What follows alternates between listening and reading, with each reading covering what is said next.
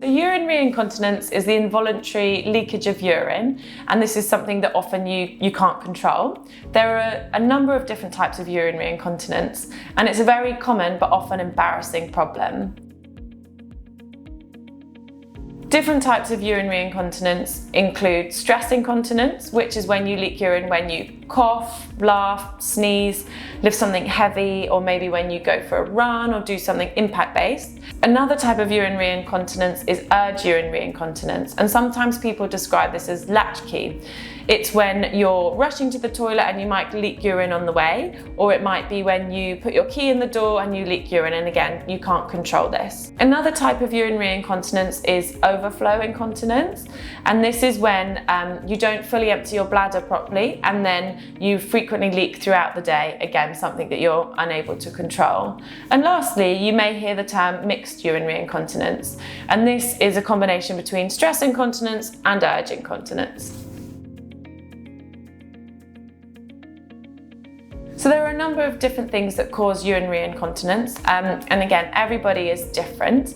There can be factors such as your weight or chronic constipation. It could be medications you're on or other health conditions.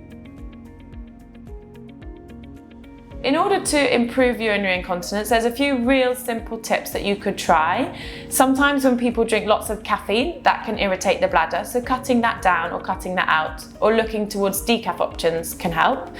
Other things that irritate the bladder are fizzy drinks, so you could try and avoid them, or anything with artificial sweeteners in. You can also aim to avoid things like chronic constipation, so making sure you're sat on the toilet in a good position. And also looking at your weight. Sometimes we know when people are overweight, that increases the pressure downwards, which can increase your risk of urinary incontinence. It is common to get incontinence when you're pregnant, and we know that 1 in 3 ladies do suffer from urinary incontinence towards the start of their 3rd trimester. However, there's also lots of research to show that if you do your pelvic floor exercises during pregnancy, this can reduce your risk of urinary incontinence during pregnancy. So around 1 in 3 ladies experience incontinence after having a baby.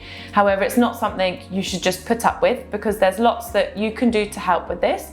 A pelvic health physiotherapist can assess your pelvic floor, assess your day-to-day activities and things that may influence your incontinence, and hopefully support you with improving this and reducing your symptoms. An assessment with a pelvic health physio includes them looking at you as a whole, looking at how you're breathing, how you're moving, and then if you are happy, they'd go on to do a vaginal examination, and they'd assess your pelvic floor. They'd look at the coordination of the muscle, they'd look at how strong it is and how it's functioning, and then be able to guide you in how to strengthen it or change what you're doing in order to reduce your urinary incontinence. You shouldn't have to live with urinary incontinence. Again, it's something that's very common but not normal, and not something you should have to put up with. So if you're not sure about your urinary incontinence, or you're looking for help and support, do look on our website for further information or book in to come and see one of our team.